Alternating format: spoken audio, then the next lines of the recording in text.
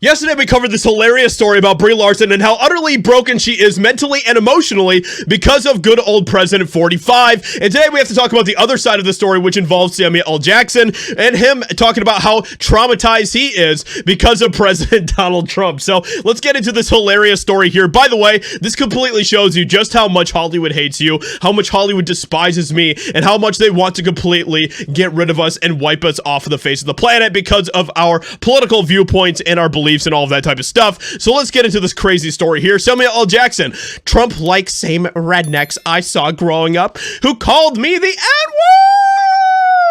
All those rednecks, those hordes of rednecks that were around Samuel L. Jackson all the time. Yeah, okay, so actor Samuel L. Jackson likened former President Donald Trump to the same rednecks that hurled racist slurs at him during his youth. Even though he grew up under segregation, which means that he would have likely been governed by Jim Crow era Democrats. Of course, he doesn't talk about that at all, does he? He doesn't bring that up. Jackson said that Donald Trump and the Republican Party represent what he grew up under. When I see Trump, I see the same rednecks I saw when I was growing up who called me the N-word and tried to keep me in my place. We're not going to talk about the fact that there are plenty of black people that have been around Donald Trump, and he has never treated them horribly. But, you know, they don't want to live in reality. They don't want to actually deal with truth. They want to continue to live in this fake narrative bubble. That's what the Republican Party is to me. They're doing it to young people, gay people. They don't care who you are. If you're not them, you're the enemy.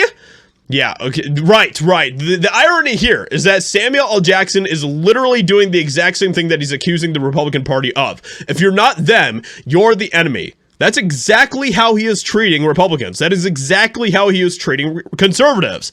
But he's not going to bring that because apparently he is on the righteous side. He is on the righteous side of history, everyone. Therefore, it is okay for Samuel L. Jackson to call you his enemy if you do not vote the same way that he does. Jackson's comments on Trump came after he reflected upon being an usher at Martin Luther King Jr.'s funeral. The world seems to be in a hard place, and as hard a place as it always has been. As a child of the 60s, watching what happened at the so right now in 2023 is exactly the same as the 60s. What? What?